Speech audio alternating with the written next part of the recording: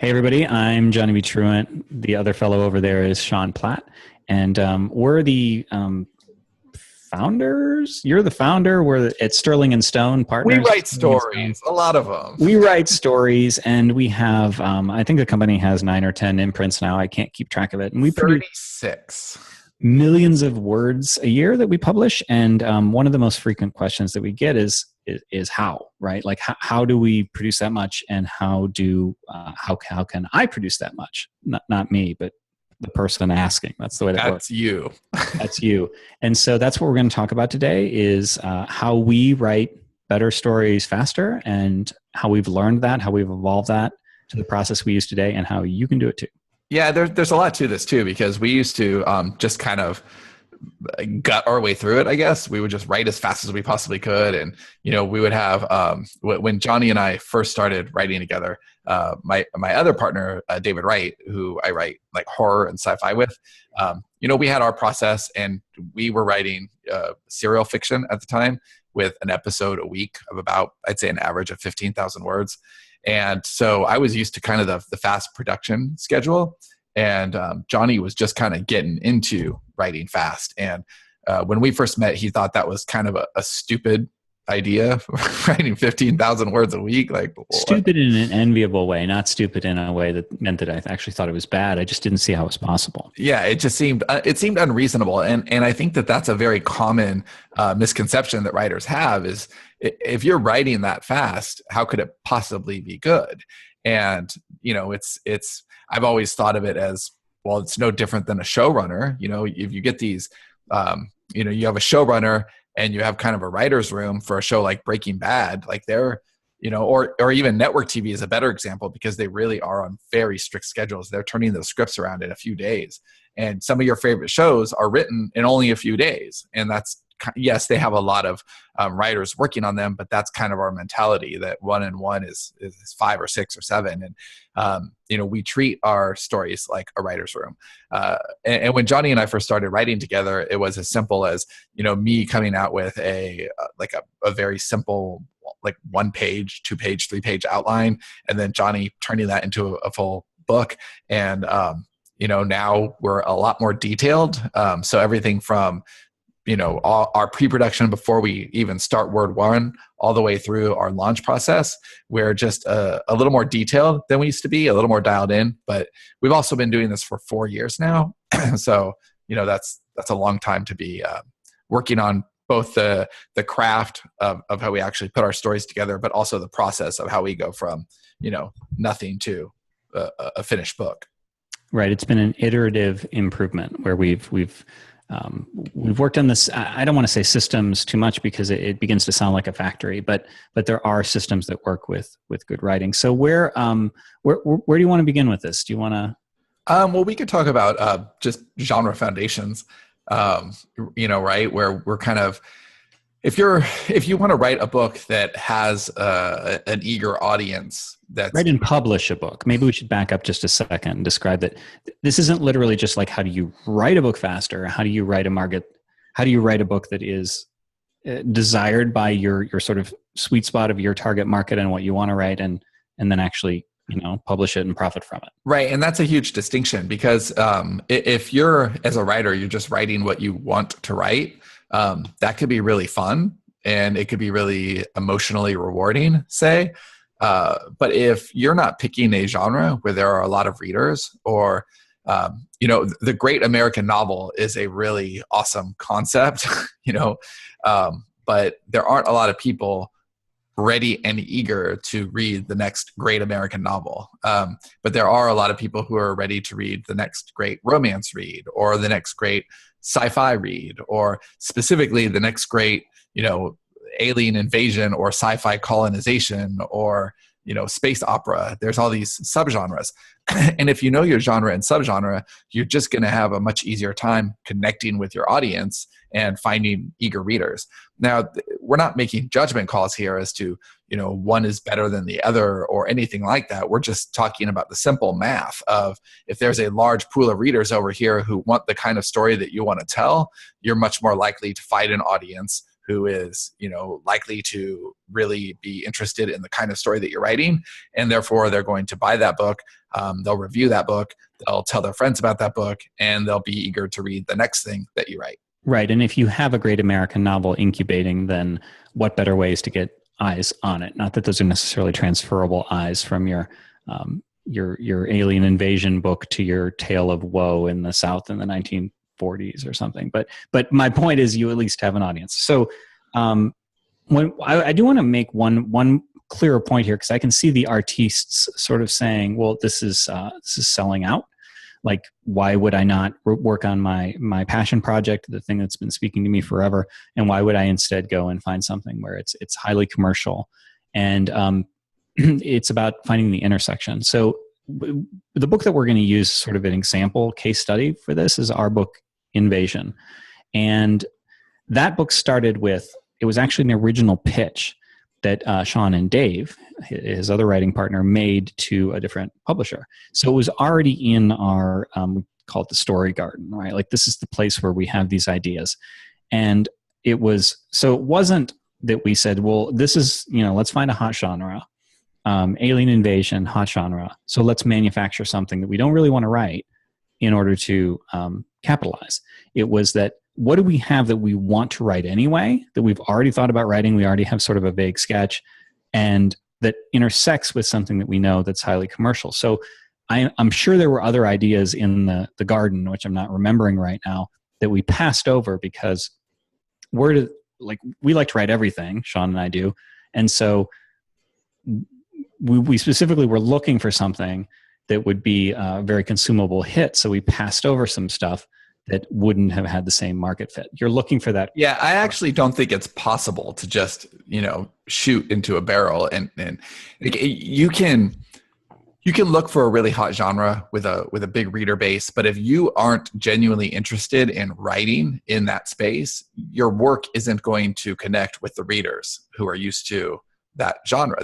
It's not, because you have to tell the story that is true to you, and you have to be interested in the genre that you write. So thrillers is a very hot genre right now, as is romance, and probably that's never going to go away. Romance is always hot. Thrillers are always hot. But if you don't read thrillers, or if you don't read romance and you try to write one of those genres, you're not going to understand what the readers are looking for. You're not going to understand why they read what they read. And your work is going to be hollow, and it's just not going to strike any chord with the people who are reading it, and you'll flop.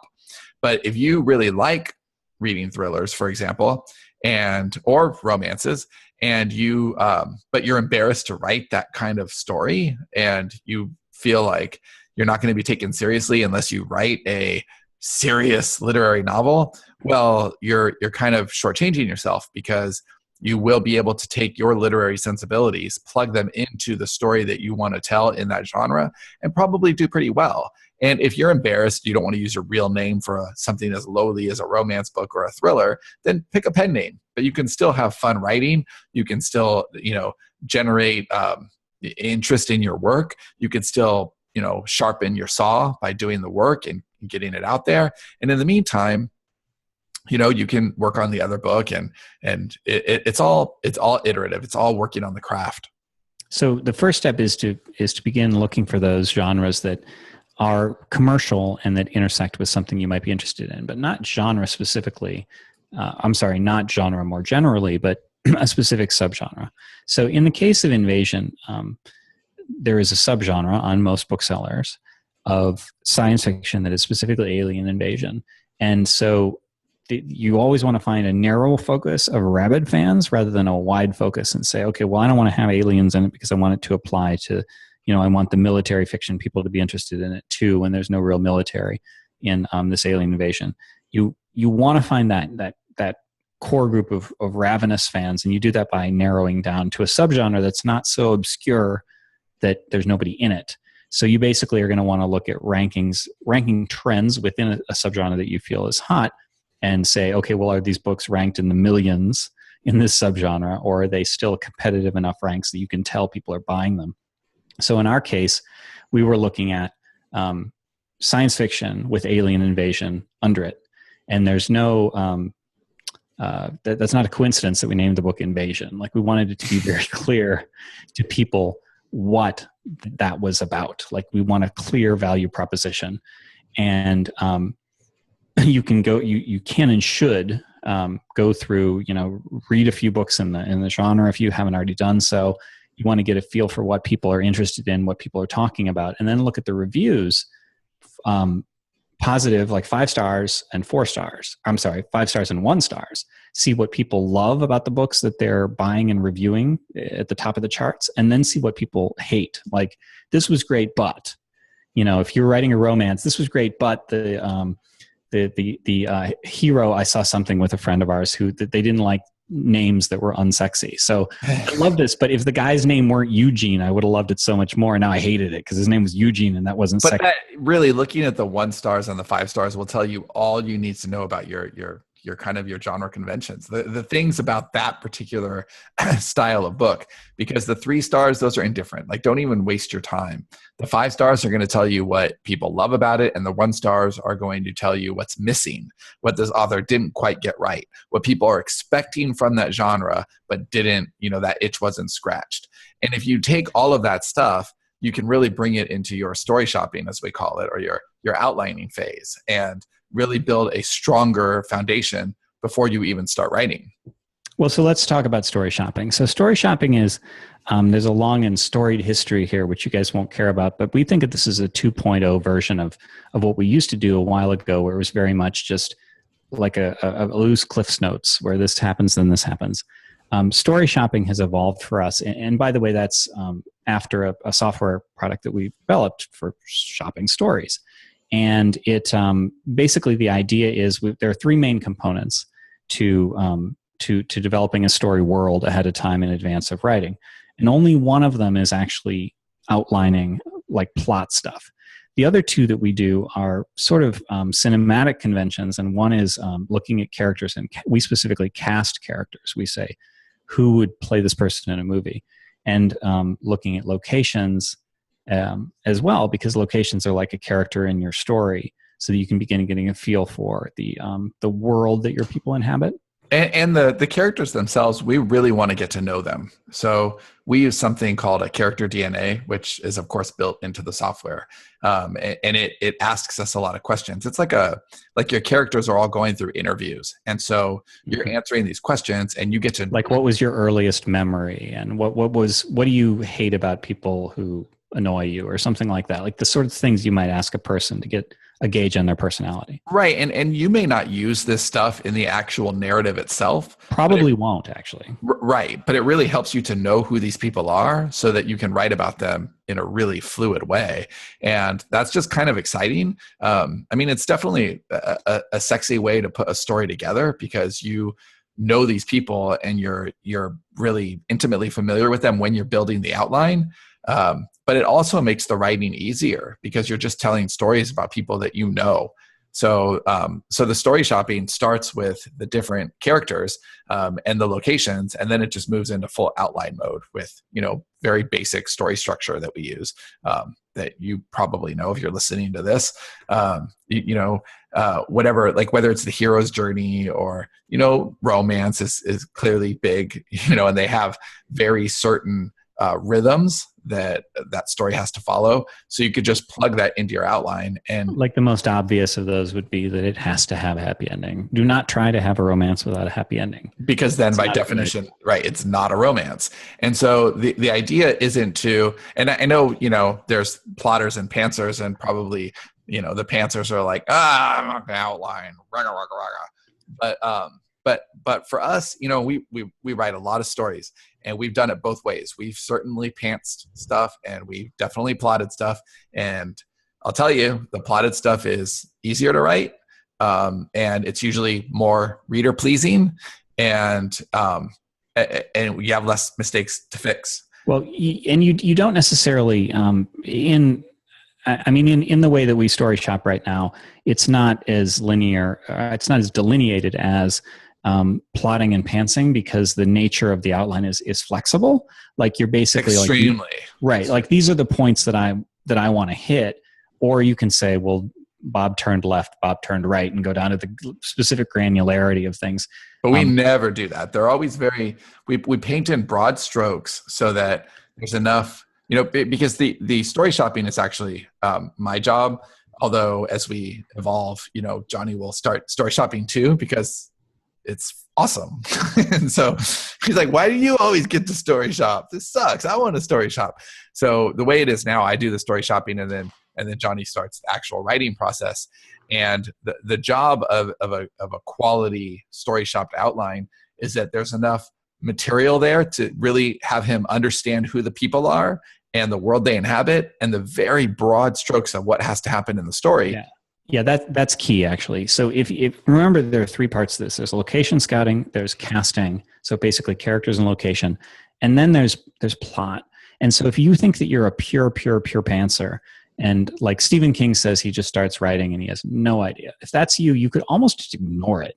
And if you don't have story shop to like help you create character profiles, then you can do this some other way. Just have an idea, say, write out everything that you know about a character and maybe gather some images and keep them together somehow so that you're able to cobble together a dossier of what this person might be like, or what a location might be like. Not just locations like this person lives in Irvine, California, but if it's a powerful executive, and how has he designed his office, like that sort of thing. Like there are sections in the software that we use to this is his den at home, and this is his office, and this is where he grew up. We had a story recently where Sean did a whole segment on like where the guy grew up, which informed his character, and that's a big deal.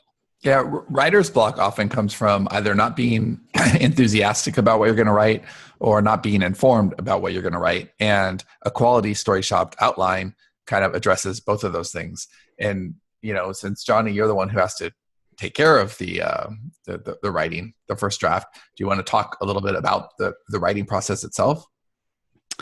Yeah, I mean, it's going to vary by genre, and these are things that you're going to want to consider the genre closely before you begin.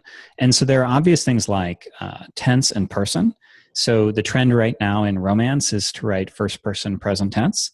And the trend in science fiction, I would say, by and large, still is third person past tense. John did this versus I am doing this. And so those are the obvious things. And I think you'll find if you write multiple genres, there are different states of sort of flow that you may or may not get into. But when we were writing Invasion, since that's sort of our case study book, we were trying to do a few things. We were trying to keep the chapters short and punchy.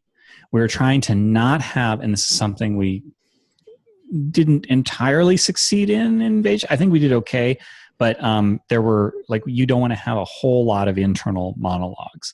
And I think later in the series, we got better at that, because the people who read these want a fast pace.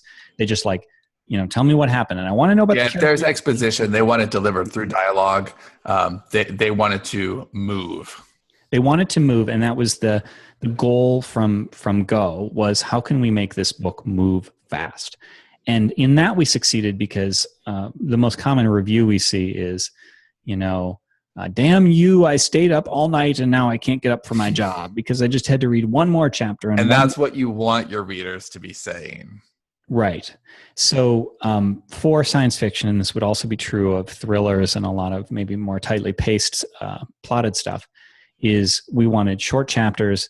We wanted cliffhangers, like a lot. Not every chapter was going to end on a cliffhanger, but there was one cliffhanger that I remember showing to Sean where a group was coming up and they were reacting to something. Like they were driving, I think, toward Vegas, and they were reacting. Like they were like, somebody's eyes got wide or something.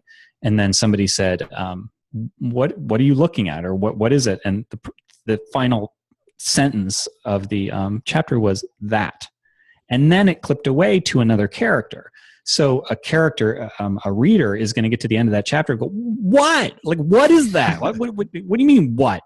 And so we were trying to create sort of frustrating tension pulling the story forward. But if you're writing, literary fiction isn't a great example because it's not terribly commercial. But if you are, you don't want that. You don't want a lot of cliffhangers. You want maybe a more languishing pace where there's a lot of description and music to the language. So it's going to vary depending on genre. But I feel like I've said too much. Do you have anything to hop in here before I continue? No, actually, it's knowing what your reader wants, and I think really talking about editing there is smart, because genres are different, genre conventions are different, and so knowing what kind of style you want is something you can really take care of in the editing process, because no one gets it right their first time. And one of the reasons that we believe so fully in the outlining model, even if we totally break from the outline, is the fact that, we've got a certain flow to maintain, and you can put a lot more in that draft and then clean it up in the second. But people who think, I don't want to do the work of an outline, you are doing the work of an outline. You're just doing You're doing it in the trenches. Right. Or you're doing it in the cleanup. And so for us, a lot of the editing is actually taken care of in pre-production, because we just have more clarity on the story that we're going to tell. But still, there's editing. We always have 3 drafts, if not 4, before it goes to our editor. And that means that we're really getting that story in shape. So there's some production editing that happens, as far as developmental, and knowing, okay, well, there's too much inner monologuing here. We're saying the same thing in this place. As you're telling yourself the story, it certainly makes sense that you would repeat yourself. So we just take out the times when we repeat ourselves, take out the times when we're clearly trying to explain something to ourselves instead of the reader. And then we also do something called reverse foreshadowing, which, is a big part of what happens in that second pass through. And that's, I love this example. We were writing a book called The Dream Engine. And at the very end, this bakery burns down. And it's this really emotional. What's the name of the bakery? It's Carlo's Bakery. It's Carlo's Bakery. Carlo's Bakery burns down, and it's this really emotionally resonant moment in the book, except that it wasn't. Except that we hadn't foreshadowed any of it. And there were people following along live. We wrote this book live. And so they reach this climactic moment, and we're like, oh, that happened. And they go, okay, well, I had no idea that was coming. And right. There's nothing emotional about it because we hadn't built the case, which is fine. That's what a first draft is for. But in that second draft, we had to go in and make sure that we added Carlo's Bakery. And we had to make sure that Isla, the main character, and her mother went there, on Saturday mornings during her childhood, holding hands and looking in the case, gazing at pastries, because only then does it matter that it burns down at the end. So it's really important to... We actually have turned that into a verb. So we'll say we're going to Carlo's Bakery this incident in the book. Yeah, because foreshadowing is really important, but you can't always get it your first time through because you don't necessarily know what that story is about. So the first time through, it's most important to tell that story to yourself. But the second and the third time through, you're getting it ready for an audience. You're getting it ready for readers. So I like to say that it's the first draft is say it, second draft is say what you mean, and the third draft is say it well. And then if there's a fourth draft, that's just say it really, really well, and then send it off to your editor and let them make sure that you have all your commas in the right place. The actual punctuation and copy editing, that's really for your editor to take care of. You want to get your story in the best shape possible so that when it comes back from the editor, you're totally ready for packaging and production and launch, essentially. We work collaboratively. Pretty much 100% of what we do now. But if you're solo, you would just basically do what we do amongst yourselves, and possibly incorporating a group of beta readers. So our typical flow usually goes, I write first draft, Sean does editing, several rounds, and then it goes to our editor. But there are a few books where I need to come back for a second continuity edit, basically. And that means that I basically need to read it again and just make sure that everything is lined up the way that it should be. Like if we mention something, did it make it to the next act? And if did the foreshadowing make sense? Because we're oftentimes working out of order. And that's sort of a developmental level edit that we do for ourselves. And you may find that better suited to like a beta reader. Not to be going to and making sure that you haven't screwed up. Like, don't be lazy. Like sometimes people will send something to an editor and be like, they'll fix it for I me. know the third act doesn't work, but that's what editors are for. Or I haven't bothered to add any of my punctuation. You'll do it for me. Yeah, that's not what an editor is for. You need to, first of all, you're paying your editor, you want to pay them for the right job, and they only have so much time to work on your draft. If you give them a draft that wasn't ready to be sent to them, they're going to be spending a lot of time that they could be, making your story good to great, just barely good. So that's really important. But once you get it back from the editor, you really do want to pay attention to your packaging. And I think that's a place where a lot of indie authors kind of fall short, because that's something that's just been handled by traditional publishers, by pretty much forever. And so it's our job as indies, we have to get our covers, we have to get our compiles, we have to write our product descriptions. We have to launch the book to our list. Hopefully you have a list. If not, you need to build one. And that starts with the first book or before the first book. But all of that stuff, that packaging and launch is something that you can't underestimate. It is part of the process. Let's just go ahead and say it. People really do judge a book by its cover. I don't know why people say that you shouldn't do that, because everybody in the world does it. And it has never been more true than now. If you have a cover that is either number one, bad, or number two, unprofessional, which is sort of the same as bad, or number three, not genre appropriate. Like it may be a great cover and it just doesn't fit. Yeah, we've had a few examples of that in our own, Right. Like we'll like the cover, but it doesn't say shapeshifter book. It doesn't say alien invasion book. It doesn't say. And it's worth saying that all the stuff that we're talking about is stuff that we've learned over the last 4 years. It's all stuff that, we've thought, oh, we've got this. And, we had one of our covers for a book called The Beam, was a beautiful cover that we had, custom illustrated, and it so wasn't appropriate to the genre. And it took us like 3 years to realize it. So you want to just say, not, is this a good cover, but does it sort of fit in with the other covers? One of our podcast guests, I think it was Ed Robertson, gave the example of space opera. And I just think this is great. So like if you have space opera, it needs to have a ship or a planet, or a ship orbiting a planet. And if you don't have that, then it doesn't look like a space opera, and all the space opera people are going to ignore it. So all of you space opera authors out there who have like a person on the cover and nothing else, you need to create something that has a ship or a planet, or a ship around a planet. And once you have that calling card in place for people to basically see it and say, okay, I get what that is. Like I get it. It's not just an instant shorthand that this is the kind of book that I'm interested in, but it is also something that is compelling and draws the eye. Then the job of your title is obviously part of that as well. I mean, our title was Invasion. So if you're into alien invasion, kind of hard to miss the fact that the cover that has the ships and it's called Invasion. And it may also be worth mentioning just very briefly, we actually did the cover first with this one. We had the title, then we had the cover, then we wrote the story. Yeah, and that cover kind of helped inform the story a little bit, because there was a certain way that our cover designer made the ships look, which was really cool. And it just became the way the ships looked, because why not describe them as they are on the cover?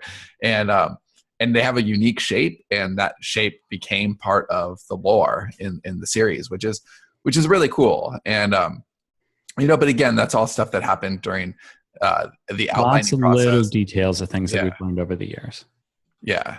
And that's the thing. This is all a lot of indie publishing is frontier, and we are figuring it out as we go along and getting better and better and better. And at this point, we've brought almost 100 books to market in our little publishing company, and so we've learned a lot. We've developed our own software to make our outlines sharper. From necessity, by the way. That's the reason we did it. It's not like we said, let's just create some software. It's like, well, we need this tool to write better stories. Like, we are storytellers first. What is the best tool that we can have to make our pre-production as smooth as possible and allow us to write as many stories as we do? That was born of necessity, as are some of our other tools. And there's just a lot of minutia. I mean, we're giving you the quick version here. We're giving you the 45-minute, what can we get into you? Yeah. So if you want If you want the actual app, at the time that we're recording this, it's still in beta. But I think you could maybe sign up for the beta. It's at getstoryshop.com. You can go there, and if you want to hear the Story Shop, the stuff that we've talked about in condensing to 40 minutes, we're going to do a 10-hour boot camp, something much longer, that starts, I think it's June 13th. It's June 13th, and it's free, which is important.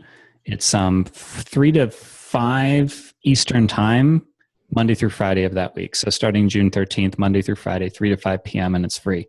And that's at sterlingandstone.net/bootcamp, which you can sign up for that. And you sign up there and you can get that and observe it, watch it. Yeah, so that is free, and it's basically all the stuff that we just talked about, but elaborated. So if we talked about pre-production, we'll actually spend a whole day just talking about pre-production, answering questions. And you don't need to be there live, by the way. You just need to watch within 24 hours. Yeah, you will need to be there live to ask questions, right. But if you have a question, probably somebody else has a question too, and it will be asked. But the details of what we've learned about launch and promotion and the best ways to write blurbs and, it's just a ton of stuff. Building email lists and email sequences and all this stuff that we just can't fit in. We'll discuss a lot more of that in the boot camp. Right. So anyway, I guess that's it. Our final sign off would be, again, if you are interested in that boot camp, it's sterlingandstone.net/bootcamp. And I'll mention Story Shop one more time if you're curious about that. It's getstoryshop.com. And we're Johnny and Sean from Sterling and Stone. Thanks for listening. Thanks, everybody.